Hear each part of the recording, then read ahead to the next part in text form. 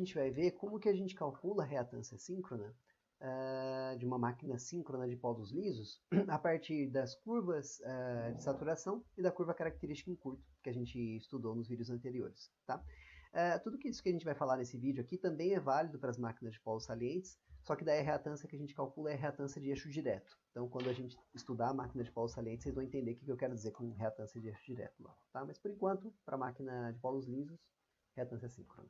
Bom, então o primeiro passo é olhar para o circuito da nossa curva característica em curto. Então, lembrando, né, curva característica em curto, eu faço um curto entre os terminais das nossas fases, né? Então, vou ter esse circuito equivalente aqui, com a tensão induzida igual a zero, né? Perdão, a tensão terminal VT igual a zero, justamente por causa dessa barra que causa o curto-circuito aqui nos terminais, né? E aí eu vou ter esse circuito aqui, que é o circuito meu normal da máquina, né? Então, a minha tensão que vai ser induzida pelo campo, então, quando eu aumento minha corrente de campo, eu vou aumentando o fluxo de a força magnetomotriz de campo, aumento o fluxo de campo e tenho essa tensão induzida, né? E que a gente percebe aqui que essa tensão induzida, como essa tensão aqui é igual a zero e esse circuito está fechado, toda essa tensão vai ser igual à queda de tensão que a gente tem aqui nessa impedância aqui, né? Então, para cada valor da corrente de excitação, a gente tem conhecidas a tensão interna da curva de saturação em vazio.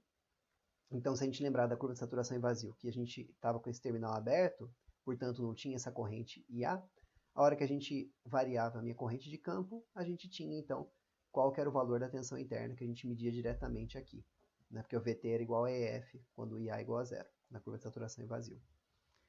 Então, para cada corrente de excitação, a gente tinha esse valor dessa tensão EF. E da nossa característica em curto, a gente tem a corrente sobre essa impedância RAIA mais JXSIA, né, que no fundo é essa impedância total aqui. Lembrando que o XS é a soma dessas duas aqui, né, XAR ou XM, né, os dois nomes para essa mesma reatância, e essa reatância XL de dispersão do rolamento de armadura. Então, o que a gente tem? Como a gente conhece a tensão interna EF, como que a gente conhece essa corrente IA quando ela está em curto, o módulo dessa impedância vai ser a razão entre a tensão em aberto e a corrente em curto para uma mesma corrente de campo. Tá? Então, aqui a gente vai definir a impedância saturada e não saturada. Então, para a impedância saturada, a gente vai levar em conta os efeitos de saturação. Então, a gente calcula para a tensão da curva de saturação em vazio nominal, a gente vai ver direitinho isso na curva depois. E a impedância não saturada, a gente não leva em conta o efeito da saturação e a gente calcula sobre a linha de entreferro, que é aquela aproximação linear para o começo ali da curva de saturação em vazio. Tá? E aí, essa impedância a gente vai calcular para valores de tensão de armadura e corrente de armadura, na corrente de excitação, tal que a tensão de armadura é 1P1. Vai ficar mais claro agora, na hora que eu mostrar a figura para vocês. Então tá aqui nossa figurinha, né? Nessa figurinha, a gente tem a nossa corrente, nossa curva de característica em curto. Tá? Então aqui a gente tem nesses eixos aqui as minhas correntes de armadura e aqui minhas correntes de campo, que eu meço no curto. E aqui a minha curva de saturação em vazio. Né? Aqui, então, aqui nesse eixo eu tenho as minhas tensões, né? E aqui também, nesse eixo horizontal, obviamente, minhas correntes de campo. Né? Então, lembrando, né? Para cada corrente de campo que eu tenho aqui nesse eixo, o meu EF eu conheço dessa curva aqui, né? Que sai do ensaio vazio.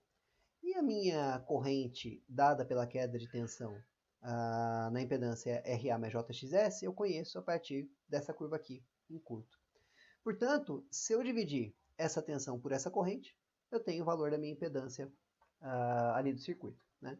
E aquilo que eu falei no slide anterior, eu vou fazer isso então para os meus pontos de tensão nominal. Então, em que cada ponto aqui, percebam que para a curva de saturação, como ela é não linear, né?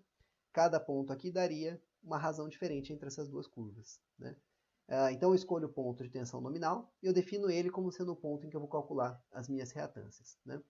Então minha reatância saturada, eu pego minha tensão aqui no ponto em que minha curva em vazio deu tensão nominal e divido por essa corrente de armadura para o mesmo valor de corrente de campo. Né?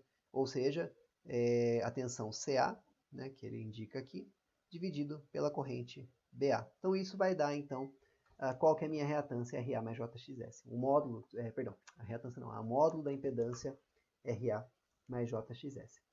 E para minha definição não saturada, eu faço a mesma coisa, só que não considerando essa tensão aqui, considerando qual que é a minha tensão na minha linha de entreferro. Então eu pego essa tensão dA, divido por essa corrente BA. Tá? Então aí eu vou ter minha reatância, perdão, meu módulo de impedância não saturada. Já estou adiantando as coisas, já que no fundo a gente aproxima essa impedância pela reatância, tá? Mas estou adiantando aqui. Por enquanto é impedância, módulo da impedância ainda. Tá? E mais uma coisa interessante, né? A gente faz essa definição para fazer em tensão nominal, mas isso só faz diferença para o caso saturado, né? Percebam que para o caso não saturado, como essas duas características, a linha de entreferro e a característica em curto, são lineares, tanto faz o ponto que eu pego. Né? Posso pegar em qualquer ponto aqui, que vai dar na mesma. Mas para a curva de saturação, como ela é não linear, se eu pegasse, por exemplo, nesse ponto aqui, a relação entre essa tensão e essa corrente daria diferente da relação entre essa tensão e essa corrente, justamente porque essa curva aqui é não linear, ela dá essa saturadinha. Tá? E aí, então, eu consigo uma aproximação para a reatância síncrona, né? Porque como RA mais JXS, a gente viu lá em cima, né? O saturado é o ECA sobre IBA, ou seja, a tensão lá da curva de saturação em vazio no ponto de tensão nominal. Dividido pela corrente da curva de saturação em curto para a mesma corrente de armadura em que a curva de saturação em vazio tinha a tensão nominal. Para o caso saturado. E para o caso não saturado, mesma coisa, só que considerando a tensão de linha de entreferro. E como eu sei também que esse RA é muito pequenininho, como a gente viu lá nos vídeos anteriores, né, dos valores típicos dessas resistências e reatâncias, o que vai acontecer? Eu posso dizer, então, que minha reatância síncrona saturada é aproximadamente ECA sobre IBA, e minha reatância síncrona não saturada é a tensão EDA sobre IBA. Com isso, eu consigo, então, essas aproximações para as reatâncias síncronas, saturada e não saturada, da máquina síncrona de polos lisos. Tá? E, se for máquina de polo saliente, vai ser a reatância síncrona de eixo direto saturado e a reatância síncrona de eixo direto não saturado.